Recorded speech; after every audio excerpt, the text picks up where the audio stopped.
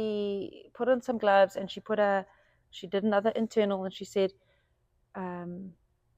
this baby's coming. There's nothing I can do, and it's not going to be alive. Just like that.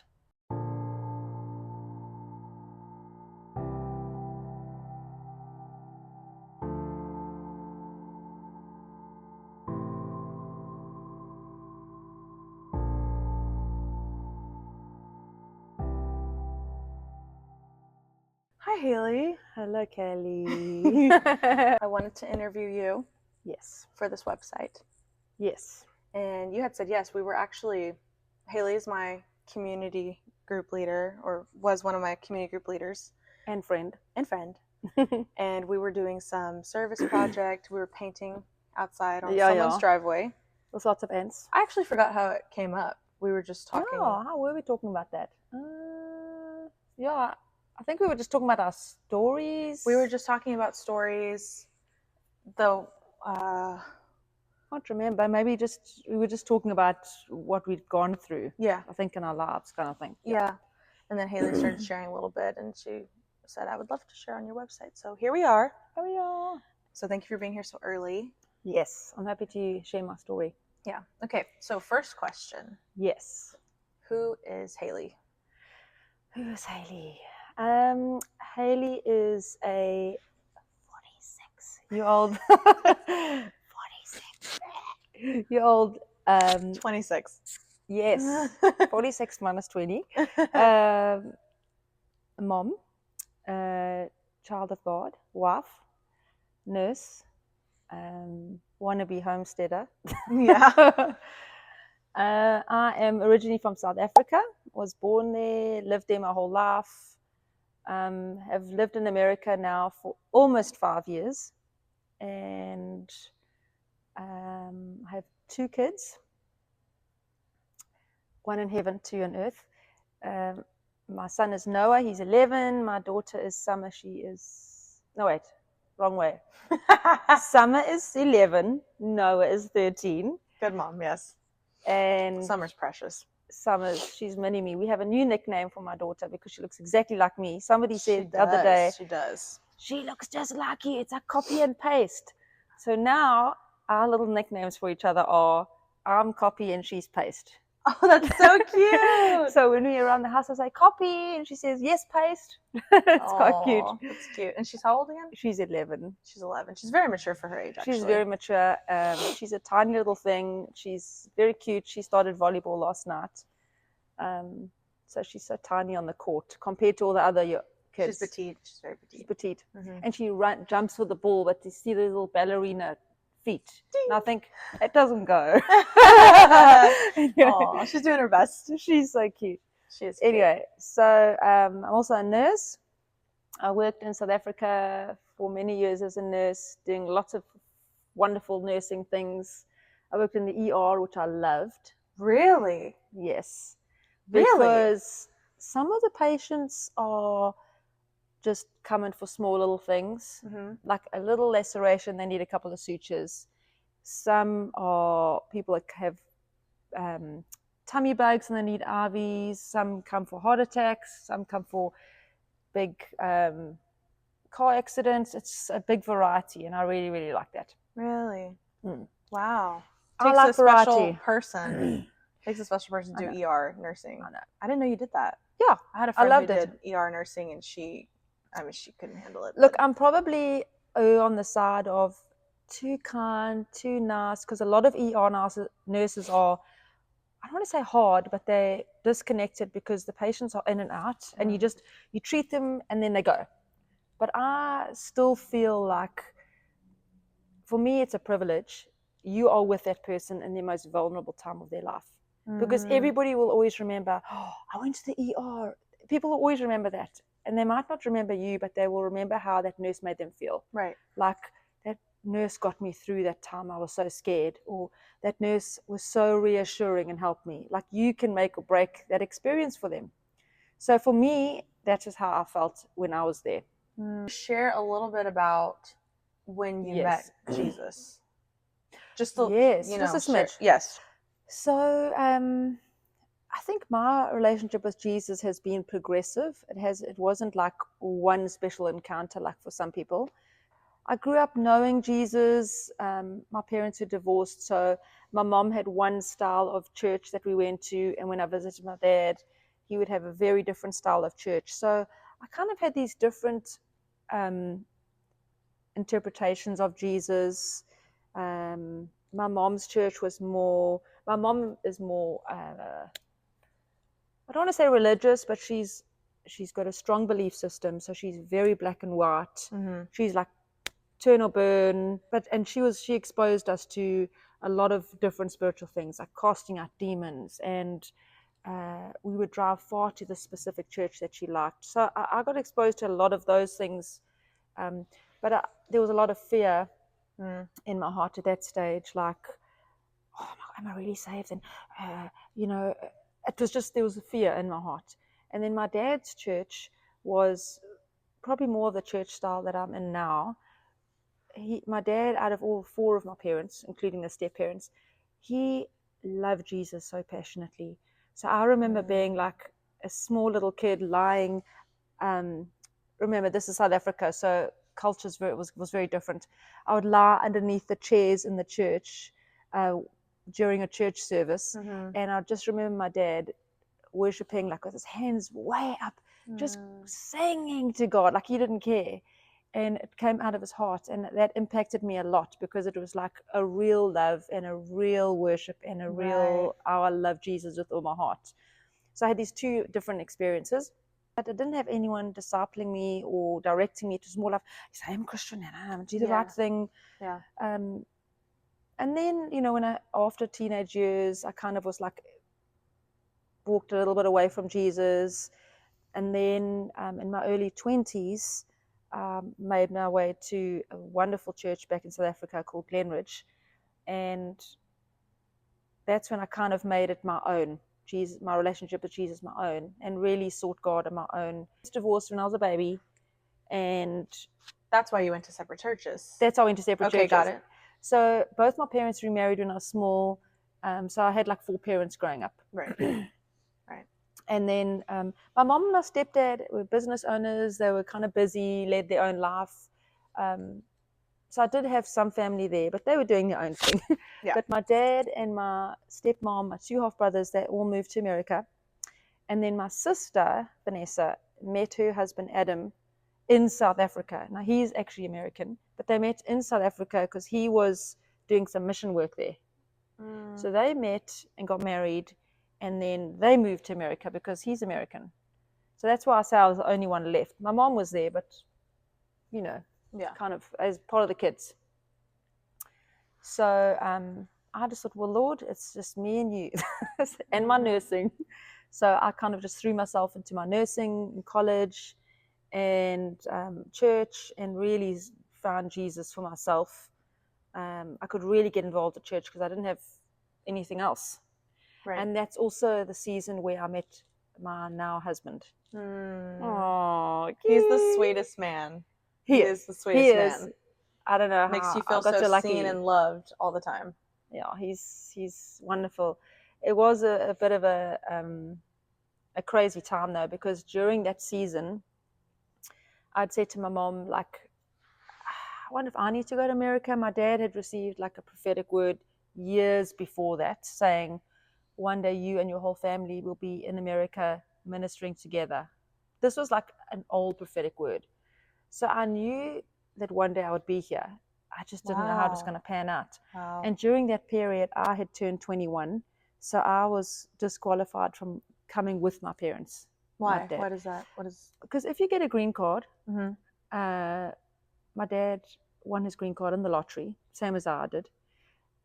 It's you and your whole family. But if your kids turn 21, they're not technically part of the family. Wow. But your wife is. So my dad went with his wife, my stepmom, and my 2 half brothers, which were younger. So the 4 of them came. Then my sister came because she met Adam, so she came. And then that's why I say it was just me left. Oh, okay. I know, crazy. So my mom said, just apply at the lottery for the lottery and just see. I mean, it's the most random thing, a green card lottery. So I entered, and my name got chosen like the first year. It's literally I didn't random. know y'all did that. I know. That's so cool. I know. Yay for America. Random but intentional. Random but Because intentional. Yes. It was perfect timing. Oh, it was wasn't totally God. So when my name got chosen for the green card lottery, I was like, what? Can't believe it. Like, it was definitely God. How many people get chosen every? I don't know. I'm going to give the wrong. It's like 50,000 a year or something like that. Oh, okay. But it's worldwide. It's not. Oh, okay. Yeah, just giving people opportunity. Right. But if you get, I know, if you get chosen, then you still have to qualify, but you have to still go through a few hoops. So the whole process takes 1 or 2 years. Oh, okay. So you still have to prove that you have a job on this side. You will have somebody to financially support you. You have to clear a medical exam. Make sure you don't have any chronic illnesses. Mm-hmm. You have to have a background check. Obviously, criminal record has to be clear. So once you have all those steps and they receive your paperwork, and then you have to have an interview, which is so stressful. Yeah. Then once you do all that, then they say, okay, you've got 6 months to go. So during that period, I met Trevor. Oh, no. I was like, oh, rats. How's this going to work? Yeah. So Trevor, her now husband. Yeah. Trevor is my now husband, my very precious husband. So that's a whole nother story. Okay. Which we can talk about another time yes, if you we like. Can. I would love to know because eventually. It's a long story. Yes, of course. Anyway, so I did land up coming during that time. And I was here for 18 months. Did you live with your dad and your stepmom? I lived with my dad and my stepmom in North Carolina. And then I went back to South Africa, married Trevor. In South Africa, you married Trevor? Yes. Okay. Went back to South Africa, got married, and then fell pregnant. Finished my nursing studies because I was still trying to march on with college. Mm-hmm. And then fell pregnant. I think I was 30. With my first pregnancy. Okay. So I got married at 28, which is good age. Kind of oldish. Well, I think it's a great age. You want to have kids, yeah. So I was 30. Trevor was 35 because Trevor's 7 years older than me. But he's hot. My husband's 6 years older than me. By the way, you guys do not look y'all's age. Y'all look thank you. Yes. Good genes. Yes. My husband's pretty hot. Genes. Yo, these genes. You said her husband's pretty hot. He is. Honestly, I love the way you guys talk about each other. Whenever you call him in a group of people, she always says, husband. It's so cute. Because if I say babe or love or something, everyone's going to turn around. Then like a whole lot of people turn around. That's true. Yeah. That's so funny. Husband. I started calling Christian husband because of you. He's husband in my phone now. So cute. Yeah. We actually had this funny nickname. It was husband. Mm-hmm. Then it became Bind. Oh, Bind. We took out the hus part. I took out the hus part because we big nickname people. We just Yeah, you call me Callie. Exactly. Yes. So it's husband, and then it was Bind, and then it became Bindi. Bindi? And he responded? Yeah. He would. Yeah. It's funny. It's like summer, copy and paste. Yeah, so cute. That is so cute. That's cute. He's the best. Good. So you and Trevor are married how many years now? So 17. 2009. 17. I know. Y'all got married in 2009? Yeah. Oh, wow. I was 8. How did you work that out so fast? Because I'm always a year behind the year. So we're in 2025. I'm going to be 24 in March. Oh, that's clever. Yeah, I don't do math. I'm not good at math, but I can do that. That's very good. Mm-hmm. Yeah, so we met when I was 24. Okay. I think when I was 24 was actually my best age. Really? Yeah, good, because I'm about to be 24. I think I was like, I knew myself. I was in a good place. Right. I don't know. But now that I look back over my life, it was a good age. It was almost like, okay, my life is starting. I don't know, but so much has happened in those years that I think, wow. Even when I gave my testimony and I recorded it for our old church, and I look back at it now, I think, wow, so much has happened since then. Mm-hmm. Like, I did watch it. So much has grown. Yeah. I've grown so much. And that's what's exciting is like, something can happen in your life, or you'll go through something and you'll grow. And at the time you think, wow, like I've grown or I've matured. But 10 years later, if you look back, it's good to know I've grown even more. Yes. I don't know. It's nice to know that you're going in the right direction. Yeah. Learn something. Yes. From all that. Yeah, absolutely. Because it's been a lot. We've been through a lot, actually, our family. Mm-hmm. Do you want me to tell you about the baby? Yes. Yes. This is our first big, hard experience as a married couple. We had a wonderful marriage. We still have a wonderful marriage. Right. But at the time... 17 years. I know. It wasn't always... It's gotta be. It wasn't always wonderful. Uh-huh. Which we can talk about another time, if you ever want to. But For sure. I think about all the things we've been through, like how we got married, and then marriage, and then babies. And it's like all of them have been big, chunky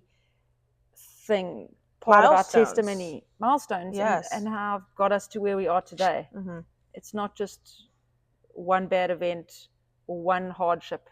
It's been a lot. Yes, exactly. Anyway, all part of the journey. Trevor grew up in a very stable home. Don't you just hate that? Oh no, lucky fish.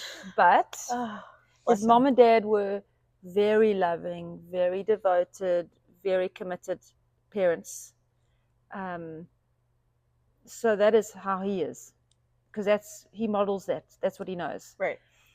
They weren't saved until much later on. So Trevor started going to youth group, and then he told his parents, and then they started coming to church, and then that's how they got saved. Wow. Yeah. Kids are such a blessing. I know. So that was quite interesting, because he had a stable, loving family, even though they weren't saved, which is quite interesting. He didn't go through a lot of hardship. So he's been through a lot since he's been married. Poor guy. Also, when we got married, Trevor went through a lot. Oh, man. I think it was just part of a story, I guess. So marriage was easy for us when we first got married. Before we got married, it was when we went through our rough patch, just dating and trying to navigate dating is just each other. And aren't you so glad you don't have to date anymore? Yes. We were just me and Chris were just talking about that. We're uncertainty. Like, I'm so glad I'm not there anymore. Uncertainty, like, where do you stand? What does that mean? Exactly. We're gonna talk about this. We're gonna do another one of these. Yeah. We're gonna talk about it. I always have a lot to say. That's good. My kids are like, can you just shut up already? No. Anyway, so as soon as I finished studying, we said, okay, we're going to start a family. So I fell pregnant quite quickly, probably about 3 or 4 months. Oh, wow. Yeah. Within trying. Yeah. Oh my gosh, that's hard to do. Yeah. I mean, there's only like a couple of days in the whole month that you can actually fall pregnant. Right. So once you know that, you think, 3 or 4 months is pretty good. Mm-hmm. But some people don't think about that. I think, I've been trying for 3 months, but it just seems so long. But you can't fall pregnant the whole time. Right. So fell pregnant easily. I had decided I wanted a midwife delivery. So I wanted the natural thing. Yeah. I didn't want to be too, I don't want to say foo-foo, too like, I don't know. I still wanted the medical support in case. So I decided, and also this is not very popular from where I was from. Like epidural? No, I wanted a doctor there, so in case there was a complication, or I needed help, or the baby needed help, somebody could be there. I didn't want to be like in a farm with the fairies, with classical music and help. Yeah. I don't know. Then I say foo-foo. So I chose a midwife that was recommended. And here, by the way, are you in America? South Africa. You're in South Africa.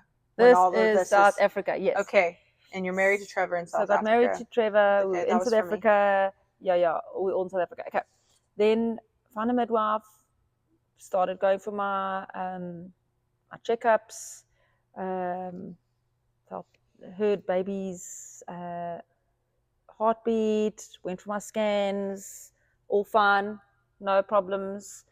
Then later on in my pregnancy, at the time I was working part-time, at the ER because my mentality was, I know when the baby comes, it's going to be intense. So I wanted to just have a little bit of space, breathing space, because I'd been studying at college and working hard. I wanted a bit of space during the pregnancy just to have some time out. Of course. So, so then everything was great. I got to about 24 weeks. And I remember the one weekend I'd worked on the Saturday in the ER. It's 12-hour shifts, 7 to 7. And I remember at the time, it was very physical, pushing beds and, lifting patients. And we talked about the ER staff, they can be quite hard. Right. And a lot of them have this mentality like, you're pregnant, you're not sick. Like you can do whatever just. You're holding a whole human. I know. Growing a human. I remember just being very aware of do what everyone else is doing. Just because you're pregnant doesn't mean you can't do anything. You're not sick, right? Mm-hmm. So I was doing whatever I needed to do. And I remember that weekend, Trevor and I had planned to go spend the night at another couple's house just for fun, because when you're young you do stuff like that. Right. We just go have a sleepover, when I'm 30 years old with our friends. And it was about 30 minutes from where we were, which now in America I think that's nothing, but in South Africa it's like, wow, it's so far, it's 30 minutes away. Oh, really? So funny. So we had packed a bag. I said to my friend Shemaine, we'll come after my shift. And anyway, so we got to my friend's house, and I only remember snippets of that night. And I do remember starting to have back pain at her house, saying, my back is so sore, and what I thought was Braxton Hicks. And I remember being on all fours on her living room floor, and she had a hot beanbag on my back. And I said, this is flippin' hot sore. Like, if this is Braxton Hicks, I don't think I can do labor because this is painful. Mm-hmm. So she was worried about me that night. And I remember phoning my midwife and saying, look, I have a lot of pain. I might be constipated.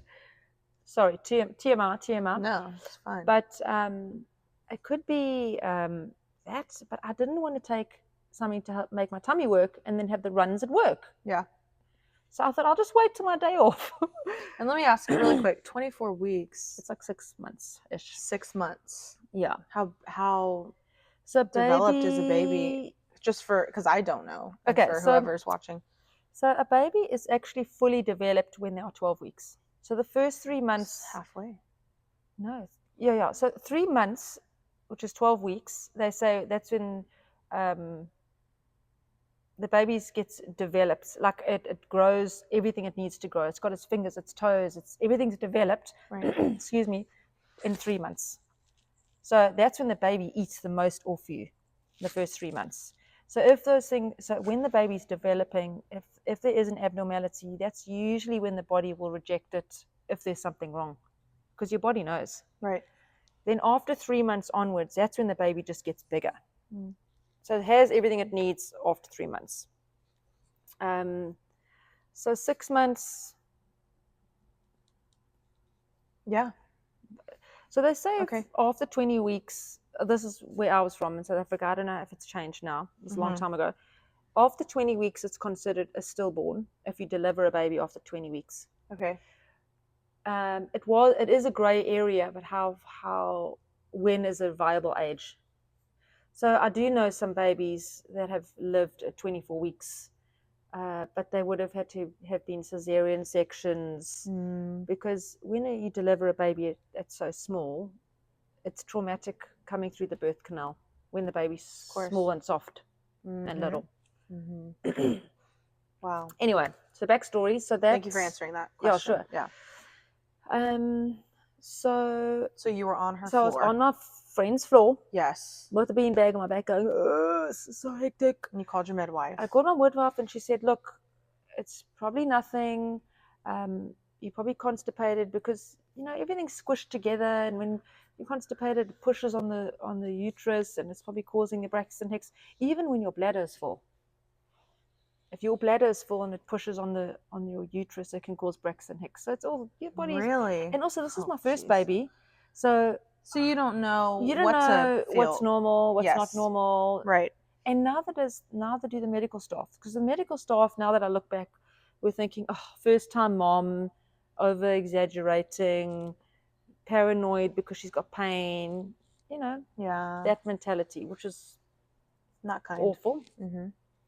And anyway, I remember eventually going to bed at like midnight, and somehow I managed to lie there and doze off. And it's weird, I actually dreamt that night that I had the baby. I dreamt that Really? I had a baby, this baby. And then I tossed and turned because of the pain. And then I got up at about 4 a.m. to go potty. And when I wiped, there was some blood there, which now I know is your mucus plug. Mm-hmm. So your mucus plug comes out when you have your baby. Mm-hmm. But I still was in some kind of denial. And I was like, oh, why is there blood there? I thought, okay, something's off. I still didn't click that actually this was labor. I thought, I think I've been doing too much at the hospital, because I really was pushing myself. Right. And I thought, oh, I better go and get it checked. They're probably just going to say, you're doing too much, put your feet up, relax, Mm-hmm. So I said to Trevor, I think we need to go to the hospital and just check. So jumped in the car and I phoned my midwife and I said, look, I am actually just going to go and check. And she said, that's fine, just go and check. So I decided to go to, backstory. My midwife was going to,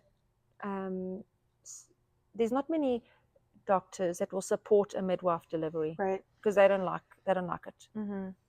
The doctor that I chose that to be my support was an awful doctor. She was awful. I knew she was awful. She had a bad reputation. I didn't like her. Nobody liked her. But I thought, what are the chances of something actually going wrong and me having to deal with this lady? Minimal, right? So I just went with it. Anyway, and it was at a specific hospital called Crompton Hospital where I was going to go and have the baby. So I thought, well, now back to this current state, I'm thinking, I'm just going to go and have a check. I don't have to go to Crompton because I'm not having the baby. I'm just going to I'll just go to this local hospital called Westville Hospital because, my aunt is working. My aunt is working night shift. I'll go say hello to my aunt. Oh my God. This is what I'm thinking now. Okay. So you're in the car you're kind of we're just going to go check. Yes. Okay. That's what I'm thinking. They're probably saying, you're doing too much. Just be careful. I mean, what do I know? And are you still in pain? I'm still in pain. I'm still having contractions. Right. I just didn't realize. Okay. And I wasn't thinking, okay, let's time them, let's count them, none of that. But the pain was very intense. So I got to the hospital and I waited. This is like 4:30 in the morning and kind of slow in the hospital ER. So I remember going and sitting on the bed, and I remember I couldn't sit down because now I know the baby's head was right there. And I said, it feels like there's a knife in my butt. It feels like there's a knife in my butt because I can't sit. But that's how it is with labor. So I remember being on all fours. I remember being like this, sitting like this, because I couldn't sit properly, right? I had to get the pressure off my bum. Anyway, so the nurse said to me, just do a urine test. They always make you do a urine test if you've got abdominal pains. Yeah. And that didn't get any feedback.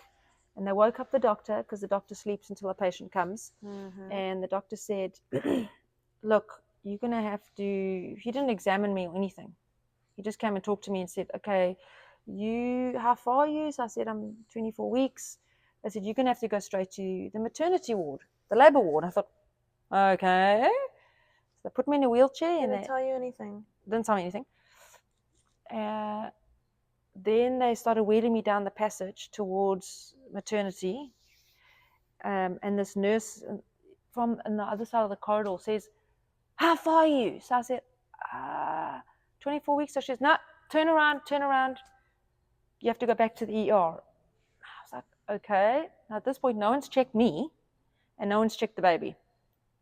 I wasn't too worried about the baby because I could feel the baby move. The baby was fine. Okay. So I was like, okay, it's probably just me overdoing it. Naughty, naughty, naughty. Anyway, so I went back to the ER and the doctor said, okay, look, you're going to have to go to the hospital where your gynae is, your doctor is. Why wouldn't they check you there?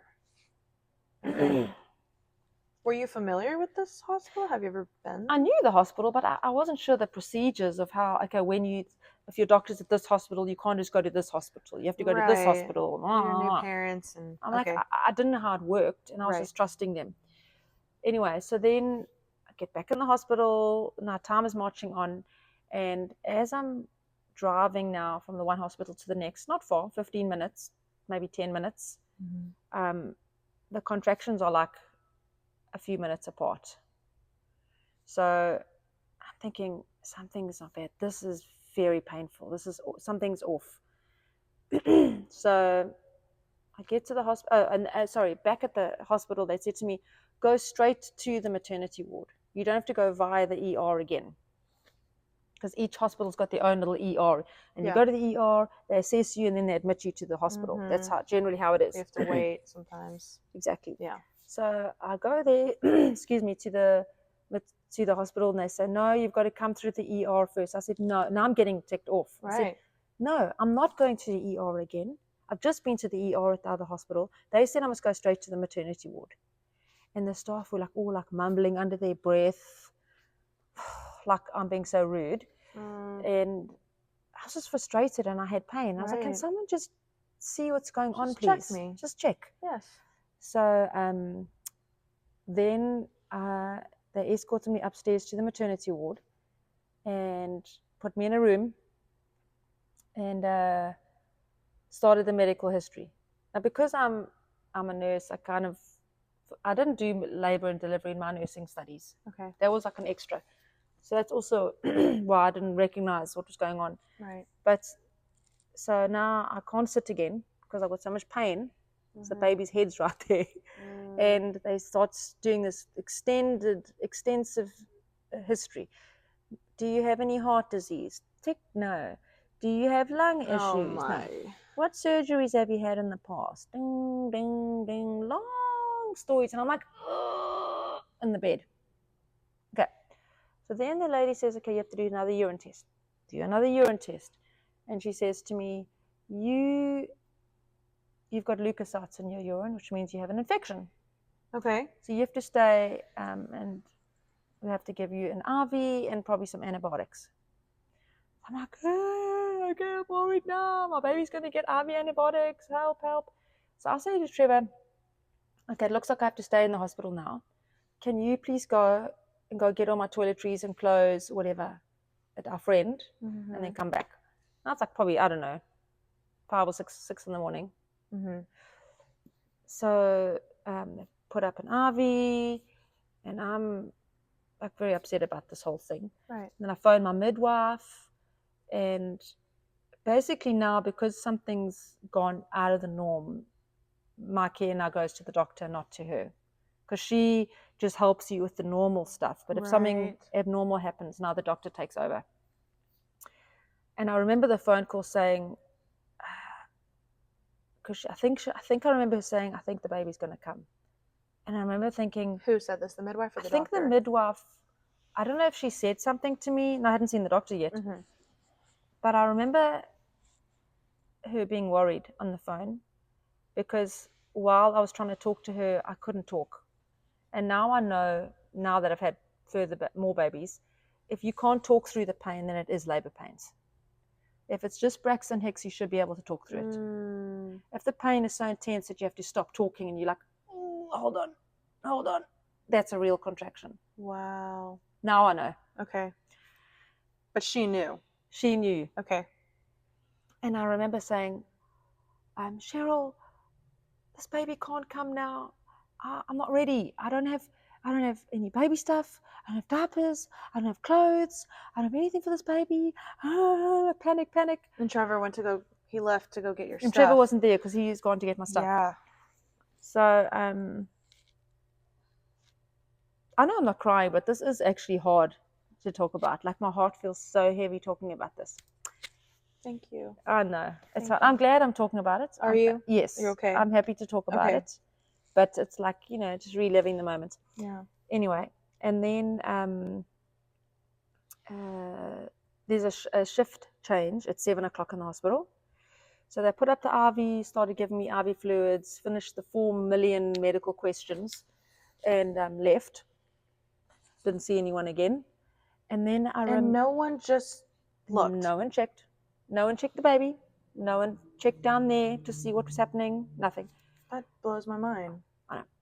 Then I remember lying there. I was in a 2-bedded room because they're not all private rooms in South Africa. Okay. There was a lady next to me, but I remember lying there going, oh, like screaming because this pain was so intense. And I'm lying straight on my back thinking, I think if I lie flat on my back, the baby won't come out because if I stand, the baby might come out. You knew at this point something was wrong. Yes. But I didn't actually know the extent of it. You didn't know it was full labor? No. Okay. So then at 7 o'clock, a new nurse came in, and I wish I'd remembered her name, a beautiful lady, and she looked at me and she said, I need to do an internal on you, which is what they should have done in the beginning. So she puts on her sterile gloves and she does an internal, and she just said, my dear, your membranes are bulging. And I said, what does that mean? I don't know what that means. Neither. Right? It basically means like, sounds scary. Your water's about to break. Like, it's coming.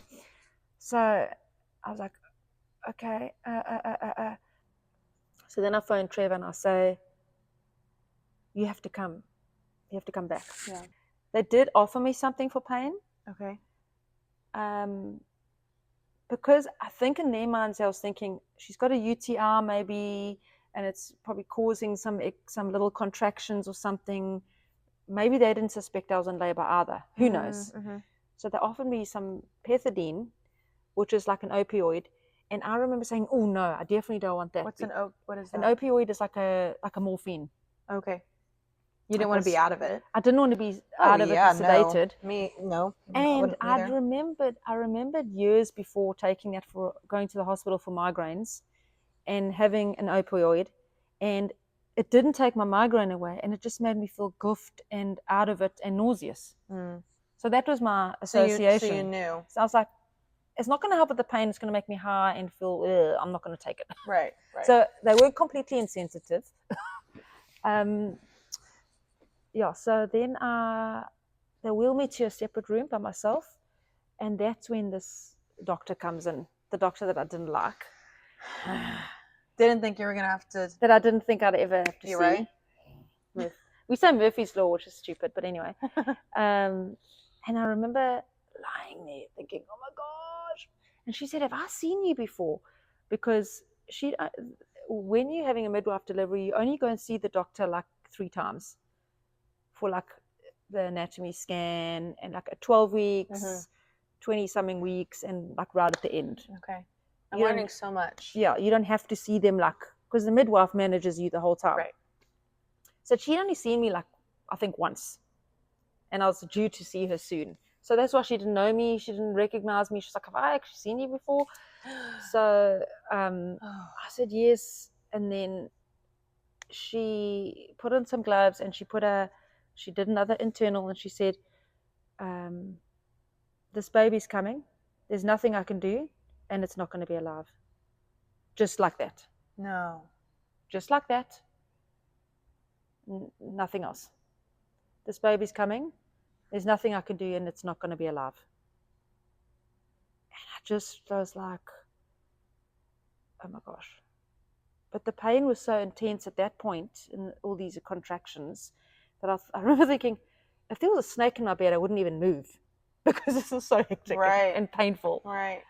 Was Trevor back when she came and said those things as well? I know he came back when I was in that room, but I don't remember. I think he was there because he's like, why can't you do something? Why can somebody not do anything? Mm-hmm. And, I just remember that kind of vibe. Yeah. And I think we were just all in shock. I was like, oh my gosh, this is happening. It's weird how your brain, like, I mean, now that I look back, all the signs, and my body was telling me I was in labor, but I didn't click. I think Why would it? You've never done it before, so. And Right. I don't know if it was my body was protecting me from the trauma of it, or like my mind, subconscious mind, or I don't know. It's weird. Anyway, so they wheeled me down to the delivery room, and I remember thinking, on the side of those beds we have cot sides, which as a nurse, like, you have to put the cot side up so a patient doesn't fall out the bed. Right. And there was no cot side on the bed, and I remember thinking, why didn't I put the cot side up on the bed? I know, I was like, I could fall out the bed. You were also thinking they are not doing what they need to. My brain was like in a different headspace. Right. I had this hectic pain, but I was also thinking about the nurses. And would you say that you felt outside of yourself? Oh, for sure. Where you were like, I'm watching all this go down, this is not real? For sure. Okay. For sure. That's what I'm getting. Okay. Yeah. Anyway, so they took me down to the delivery room, and then at some point Trevor called my mom. And normally in South Africa, you're only allowed one person to be in the room with you. I know in America it's different. One person. So I would have had to have chosen between my mom, who would have been a great support to me, or Trevor. But the midwife that helped me, that was so incredibly kind, she said, because she knew it was a different circumstance, things were going wrong, going south, she allowed both of them to be in there with me. So Trevor was on one side and my mom was on one side. Okay. So we get down to the delivery room and they're setting up, these sterile towels and whatever they're doing. And then she says, look, and then I think the gynae came and broke my waters then. Because when you break the waters, it speeds everything up. Right. Now, somehow in the back of my mind, I thought, I know this baby's going to be fine. I know this baby's going to be fine because God is good and God is kind. Yes. And my mom had my sister very prem as well, 20-something weeks. I didn't know at that point how many weeks, but I knew my sister was born at 20-something weeks and she survived. So I was like, I know, God, that this baby's going to survive. I believed it with my whole heart. And they might not think the baby's going to make it, but I know that this is going to be a miracle. So I think she broke my waters at that point. And also I felt the baby move the whole time. So I also, the whole time, deep down, I was like, this baby's going to be fine. But it was alive. It was alive. It's moving. Baby's alive. It's moving. Happy little thing. Then she broke my waters, and that's when I didn't feel the baby anymore. Because when you break the waters, it speeds everything up. Right. So I remember lying there, and they said to me, you can start pushing if you want to. And I was thinking, I don't even know how to push. I don't know what to do. I hadn't done my classes yet. Right. I don't know what to do. So early. So I remember lying there, and the pain is so intense.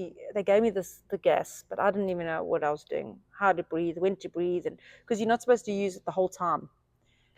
And Trevor was just in shock. He was trying to support me, but he was beside himself, I do remember pushing, and I remember they called a pediatrician to come in case the baby made it, to help the baby, I guess.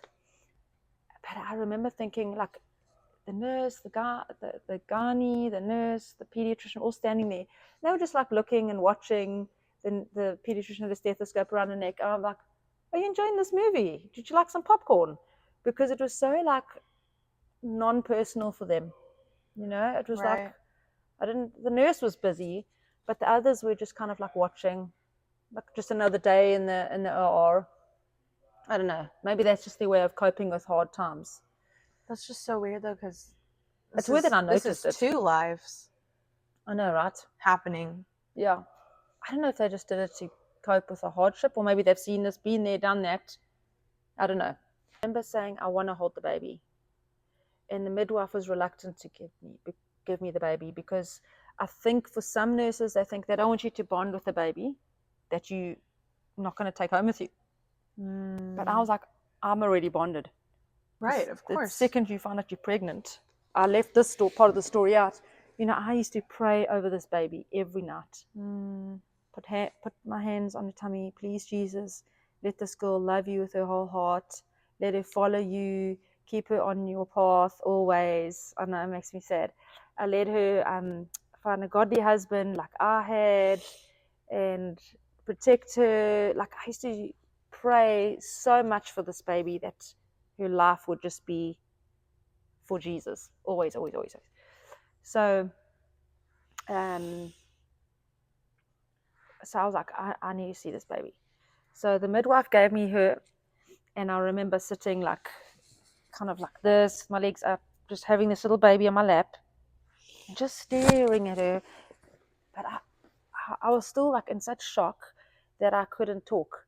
And I remember Trevor's parents coming in, and our pastor and his wife came in, Hendon and Jenny. They were all surrounding around our bed. And I know they prayed. I remember not closing my eyes because I didn't want to take my eyes off of her. But she was absolutely perfect and looked like my little girl now, Summer. I'm thinking, oh, she's got the dart mouth and her little legs. Everything was just little, but she was just very precious.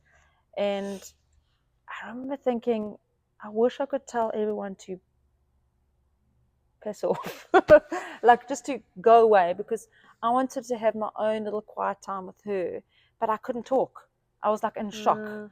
I just sat there. So I wanted to like pick her up and look at her cute little bottom and look at her little toes, and I wanted to look at every inch of her, but I just couldn't. So everyone eventually left, and then the midwife came and took her away. And when they took her away, it was when I kind of cracked, and then I cried. So she was very bruised. Had lots of bruises on her, big bruises, and that is, I think, like her whole head was just bruised. And I think she must have it was like trauma for her coming out the birth canal. So I do remember somewhere in all that craziness, the gynae said to me, I'm not going to scar your uterus for a baby that's not going to make it. In other words, she's not going to give me a cesarean section, because when your uterus is, say, this big and they cut it to take the baby out, for a later pregnancy, it's going to have a scar, which is fine. It's still going to grow if you carry full time for the next pregnancy, and then that scar can rip open. I think that's what she was saying. Like, I don't want to cut your cervix to possibly save this baby that's probably not going to make it. It wasn't her call to make. She should have asked me. Right. Would you like me to? And I would have said, yes, do a cesarean section. I would have. That should have been my choice, because she robbed me of that. And the baby probably would have made it, because I felt her move the whole time. Right. So that was hard to digest and think about. Just hard.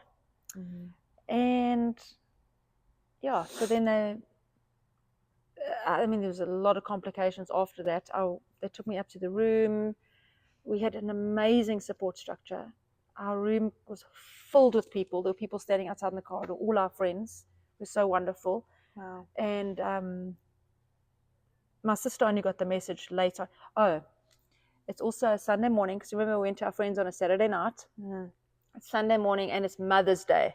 No. It's Mother's Day.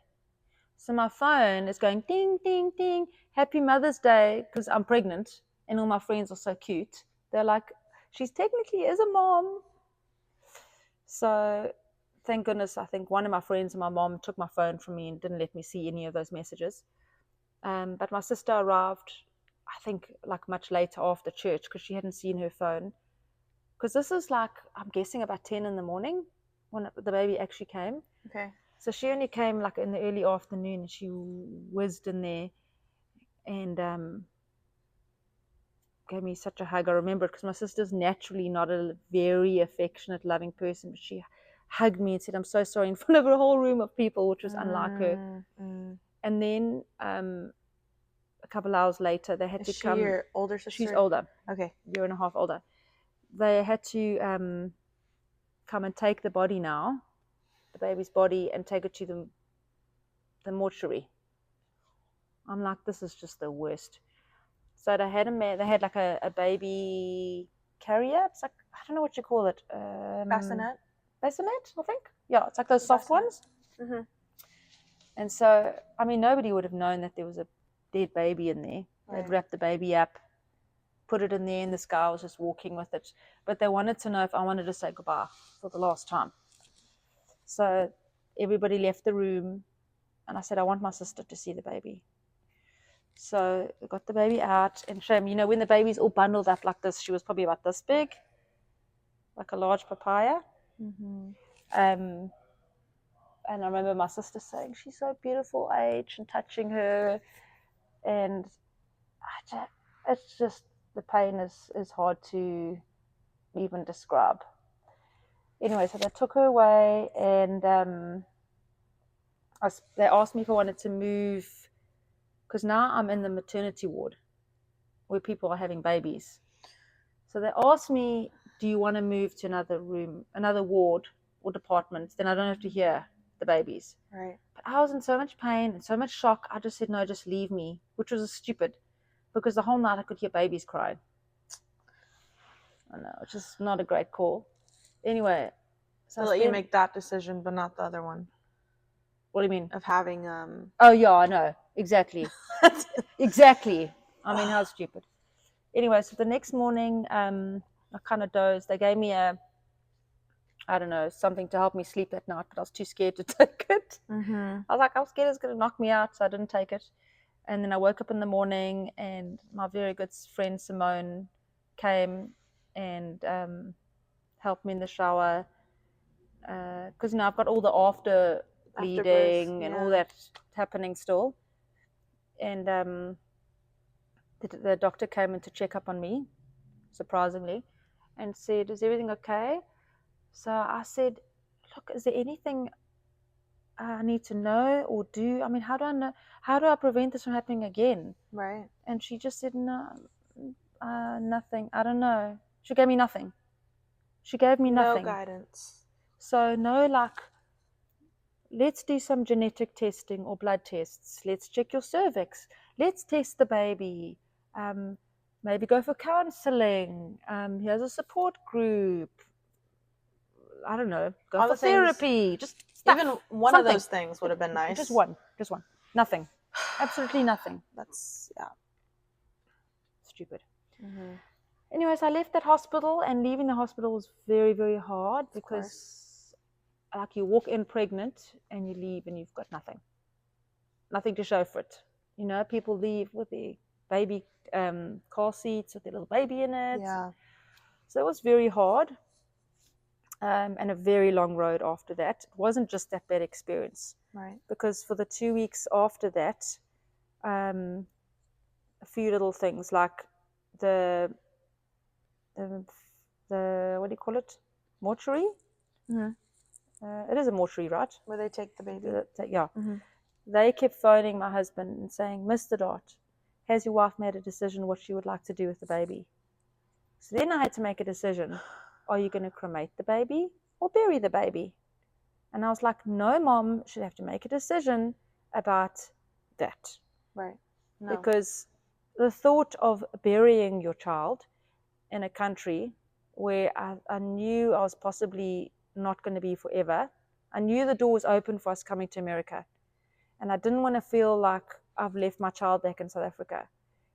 And then I thought, but the thought of burning her body, I also just was like, I can't do that. Yeah. How do I do that? Yeah. So they phoned every day and asked him. And I said, I can't decide.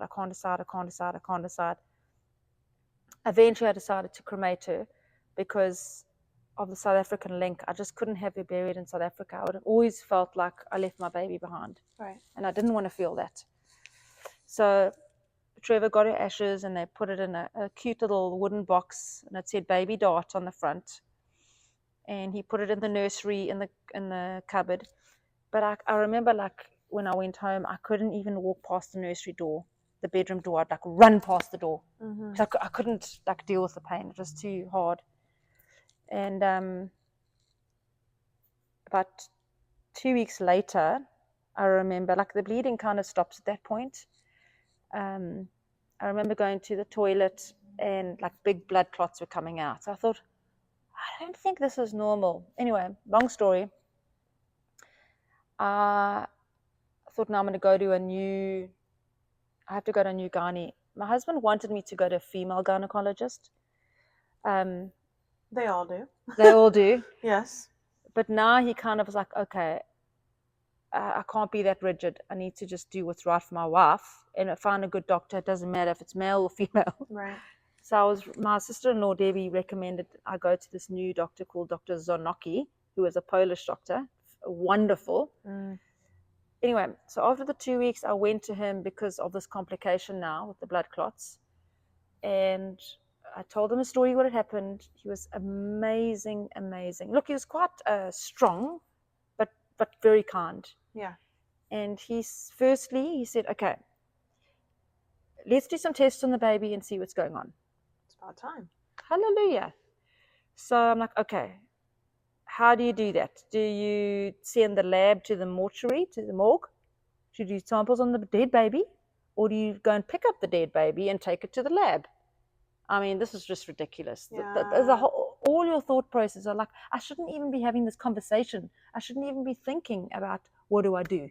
Right. No, this is wrong. It's wrong, all of it. Yeah.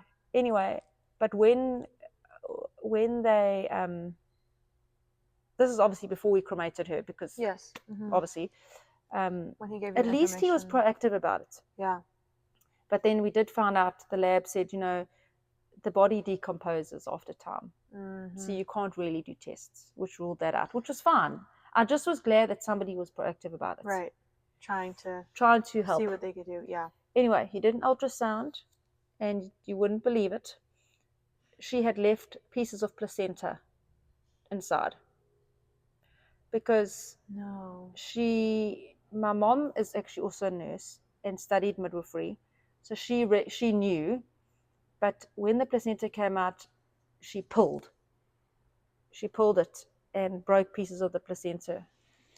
Oh my gosh! I know. Sorry, I'm like in disbelief. I know. So obviously I didn't know any better. So if I'd left it, I would have gone septic. What do you mean? It's foreign bodies, foreign matter left inside of you. I would have been septic and gone to hospital and gotten very sick if I hadn't gone to the doctor then after those clots came out. So I had to immediately have a DNC, get admitted to the hospital.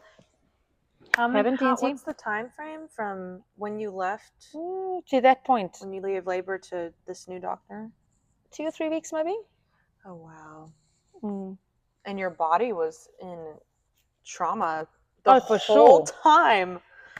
So I think it was about 2 or 3 weeks. So then I had to have an emergency DNC, which was actually very painful on your lady bits, because when you're in labor, your body releases hormones to naturally dilate you. It happens naturally. So it's amazing how God's created your body to do that. When it's a DNC, they're forcing the cervix open, right? They force it. So down there, I'm like, just to scrape out and clean out. Didn't give you any No, I had anesthesia, but afterwards. Okay. You saw down there. Yes, of course. Anyway. Ugh. So then what did the doctor say? The doctor had said, I wasn't sure if it was at that point or I used the same gynae a year later or whatever when I got pregnant with my son, because he was so kind and wonderful. And he said, no, in his funny accent, you must fall pregnant straight away. And I remember thinking, I can't do that. Part of you is like, you feel like you're being disloyal to your first baby. Like, let me grieve and let me be loyal. Right. But actually what he was saying is, you can love a new baby and grieve your other baby at the same time. It's okay. And so you don't go into this deep despair, you need something to look forward to and to focus on. So I fell pregnant with Noah quite soon. I think maybe about 6 months later. Wow. 4, 5, 6, somewhere around there. Yeah. Less than 6 months. So so I couldn't test the baby. Complications of the DNC. Had to have that. All that. It was just a lot. And I was, I mean, it hit Trevor very hard. It hit us both hard. It took Trevor longer to recover emotionally than me, like years. Really? Something in him was like different. I think it was like the deep, deep pain of loss. Like he just couldn't understand why. And he'd never experienced a close to home trauma or death or anything. So that was hard. And then a few months later, he lost his dad to cancer. Oh, wow. Like literally within a year. Oh my goodness. Because I was pregnant with Noah and his dad got cancer and died. It's just... So that's us, poor guy. Back to back. For both of you. Both of us. What was your head like? Very anxious. Okay. So after that, the doctor had said, look, he thinks I have an incompetent cervix, which is when your cervix is shorter. Mm-hmm. And what happens naturally in pregnancy, I'll use this hand. The baby, if your uterus is here and the baby gets bigger and bigger, this little like pathway gets narrower and narrower with the weight of the baby. And then when the baby's big enough and this is narrow, this opens up. But I think mine was a little bit shorter to begin with. So when the baby got to a certain weight, it started opening up. Now normally people who have an incompetent cervix, those are the ladies that they just go to the loo and next thing the baby just comes out. You know, the baby just kind of falls out. Yeah, they sneeze or something and it comes out. They actually don't have labor pains, but they don't all have like me. Most of them don't have labor pains, but I had proper labor. Wow. So for the next pregnancy, the doctor put a stitch in that cervix at the bottom, or a cerclage to hold it together, which was very painful and very stressful. Right. Because the babies I always carry them low because I always want to come out. So his head was down there for like ages. Oh. And so that kept the baby in, but it was a hard pregnancy. I was extremely anxious. I had a lot of pain. I had to be wrapped in cotton wool, like my poor husband wrapped me in cotton wool. He was so precious. We were not allowed to have sex, wasn't really allowed to exercise. I was working part-time, but I'd moved my jobs at this point because of the pregnancy, the high-risk pregnancy. I got a job at a special needs school. Okay. Which was very cute. I want to say, I don't know if it was part of my healing journey. It possibly was, because a lot of those children there were special needs, and a lot of them were prem babies. Oh, okay. So it was quite hard because I'd look at their files and they'd be like, oh, this baby was a 24-week baby and they survived. Why didn't my baby survive? So it was a lot of that. But I just loved the kids. And I thought, Lord, why didn't my baby make it? I wouldn't have minded if my baby had cerebral palsy or this or that. I would have loved them and looked after them. And so it was hard, but I think it was part of my healing journey, I guess. So then our pregnancy with Noah was okay. And I carried until 38 and a half weeks. Okay. And then I was in a lot of pain. So he took out that cerclage, the stitch. He tried to do it in the rooms, but it was too painful. So then I had to go into OR and quickly have it pulled out. And then I went into labor like a day or two later. So with that delivery, it was very different because they gave me, I was in the hospital, had an epidural. The doctors, the traditional ones, they just drug you. It's like that now. Give you an epidural and then give you all the drugs. I felt so completely high.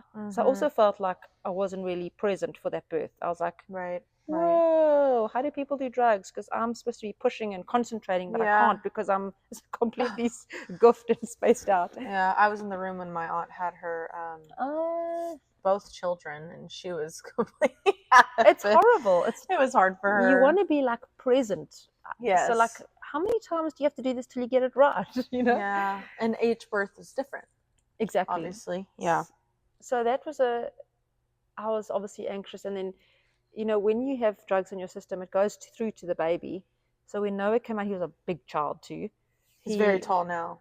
How old is he now? Noah is 13 and he's 5'9". He's so nearly 6 tall. foot. And he's skinny and tall, so he looks taller. Yeah. Super skinny, but yeah. To me. Please just show me that this baby's going to be okay. I need to know if this baby's going to be okay. And I remember 2 clear things. One, God gave me, he's going to be a peacemaker. I thought it was just so clear in my mind, peacemaker. And I thought, peacemaker, okay. And at the time, we had written down boys' names that we liked. And one of the names on there was Noah. And it's so corny, you're going to laugh about how I chose this name. The Notebook. Oh my gosh. That book, the movie. Yes, It's just my sweetest romantic movie. Christian and cried at that movie. Oh yeah, but he's a softie. He's so cute. Softie. Yeah. I think I probably cried, but it's just such a beautiful, beautiful story. It is. And that made me love that name, Noah. Mm-hmm. I've always loved the name Noah. My first crush, his name was Noah. Oh, yeah, I love it. Love the name. I went into Google and I said boys' names that mean peacemaker, and Noah came up straight away. I was like, there we go, done. Trevor, that's it. You don't get a choice. Yeah, exactly. Wow. So so Trevor's dad passed away in June, and Noah was born in August. So I was June, July, August. So I was like 7 months pregnant with Noah when Trevor's dad passed away. And that's also a whole nother story. Right. So Noah comes from Peacemaker, and then the John comes from his dad was John. My dad's middle name is John. Both my grandpas are John. Wow. There's just like a lot of Johns. Yeah. So his name is Noah John. His name is actually Noah John. Okay. And then we didn't do a middle name. That would have been too much. Right. So the Peacemaker, and then I can't remember if Noah was a toddler. So Noah was a very difficult baby, and I'm good with babies, and I struggled to get him to sleep. I struggled to feed him, and I was like, I thought maybe people was like, oh, Hayley, it's just my anxiety from the previous baby. They were like, overcautious, anxious mom because I'd lost the first one. But I was like, no, something else. Anyway, during that time when Noah was 2 years old, we eventually moved from South Africa to America. During that transition, I was pregnant with my daughter, Summer. So this was my 3rd pregnancy. Wow. Yeah. So with Summer, I did not have the suture put in. The doctor said, look, there are risks to having that suture, because if you do go into labor, it can tear your cervix. And there's infection and all that. So I had to be super careful. So when I moved to America during that pregnancy, I went into early labor at 28 weeks. But because I recognized that, I went straight to the hospital and they managed to stop it. Okay. And then again at 33 weeks, straight to the hospital and they stopped it. So I delivered her I was already like 5 centimeters dilated when I was 20-something weeks, because my cervix was opening the whole time. So when I eventually did deliver Summer, I didn't have any epidural, I didn't have anything, and it was hectic. Yeah. And I was like, I'm gonna die. I mean, labor's hard, but she was great. Yeah. Yeah. Anyway, so Noah was a difficult baby. Yeah. He cried a lot. I knew something was off. Sensory overload, lots of sensory issues, crying. And then when we moved to America, he went to OT he had some sensory processing issues. And I knew there was something difficult. We only lived in America at that stage for 2.5 years. So Summer was born there. It was a very, very hard season for us. And our marriage took a lot of strain, which we can keep for another video. Yeah, but I can imagine. It was just like... It also seemed really quick. Everything was so back to back. And also, not just you, but like Trevor dealing with his dad passing away, the grief of your previous daughter, and then having to deal with and moving just countries, moving countries, the a baby that never physical- slept, a baby that never slept, and just the screamed. physical, yeah. So you guys must have been in just like survival mode. Yeah. Was just that felt like kind of the word? It just felt like trauma. Mm. And then we wanted to go to America and have this adventure, but it was just so stressful. Trevor was working his butt off. Yeah. And then while I was in America, we like had no money, no friends, no support, no anything. My younger half-brother, stepbrother, we were very close to, he got diagnosed with leukemia. Ugh. And my stepdad, he was in America, and my stepdad back in South Africa got diagnosed with cancer. It was just a lot. Anyway, we only ended up staying in America for 2.5 years. And we went back to South Africa, but our marriage took a big turn. So I took no for some testing, and they did confirm, which I suspected, that he does have autism. He had a high functioning autism or Asperger's or one of those. So I was very relieved because I was like, I knew there was something different. And now you could put a name to it. And exactly. Know how. Yes. But Trevor was more concerned. Like, he didn't want him to be labeled like, oh, there's that boy, or there's that difficult child. I'm like, they're going to say that anyway because he is difficult. Now we can at least explain why. So we just had different views on it. Yeah. But yeah, so that's a quick summary of after the baby. Yeah. But what was, I do want to know, when did you have time to Grieve, process, talk to God? You probably did, I assume, during that time, but when did you have time to really step back and be like, whoa. Yeah. Yeah, So so I can't even imagine. It sounds like you didn't have time. I know. Well, we wanted to have kids quickly because Trevor was older and I was older. So we didn't want to take a lot of time after Madison. We named our baby Madison. Yeah, it was either going to be Brooklyn or Madison. And we didn't have a lot of time because I was like 30. I don't know, in those days it was like 30s you cut off and then you like start getting old. I don't know why, because I know it's not like that anymore, but I don't know, for some reason we had that pressure. And Trevor is 7 years older, so he was 37 marching on to 40. You're like, come on. Get cracking, buddy. So I think it was just a gradual process, I guess. And I remember a couple of years, like before we went to America, when Noah was a toddler, I remember doing a video similar to this with our older church, giving our testimony. And I remember thinking, because I was obviously angry at God. I was angry after we lost the baby. And I just thought, stuff you. I am not going to serve you. I'm not going to be a Christian. I'm not going to believe in you. I'm just going to do whatever I want, because what's the point of doing all the right things? We were deacons, serving, loving, doing all the right things, and then you let us lose our baby. And why doesn't some idiot, horrible parent who's going to abuse their child, why don't they lose their baby? Why do we have to lose our baby? Yeah. Right?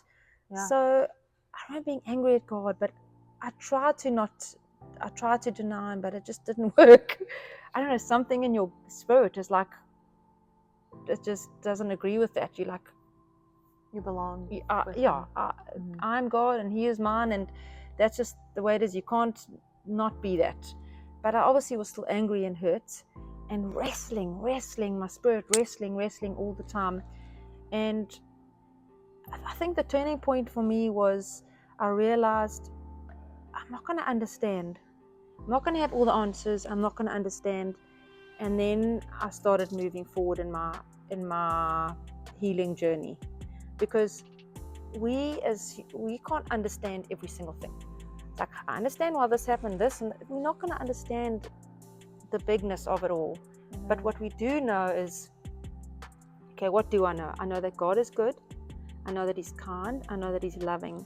I know that he wants the best for me, even though those bad things happened. Because I'm not the only person who's been through something hard. Everybody goes through something hard. And we live in a fallen world, and bad things are going to happen, and we're not going to have the answers. But we wouldn't need God. And imagine if God intervened every single time and there was no hardship and no pain. Right. I mean, that's how heaven's going to be. It's Right. not how earth is. Right. So we will have that one day, but it'll be in heaven.